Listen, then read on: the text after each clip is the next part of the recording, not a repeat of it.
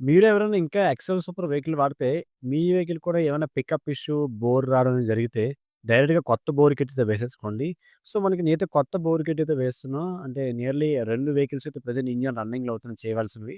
So, వాటి రెండిటికి కూడా నేను వాళ్ళకి కొత్త బోర్ కిట్ అయితే ప్రిఫర్ చేశాను. ఎందుకు అంటే, మనకి బోర్ చేపిస్తే పిస్టన్ కాస్ట్, బోర్ చేపించినందుకు పౌల్ట్రీ కాస్ట్ దగ్గర దగ్గర నాకు తెలిసి రూ. 1000 దగ్గర అవుతుందండి. 1500. సో, ఈ బోర్ కిట్ కాస్ట్ అన్నది 2100 సో మనీ ఉంది.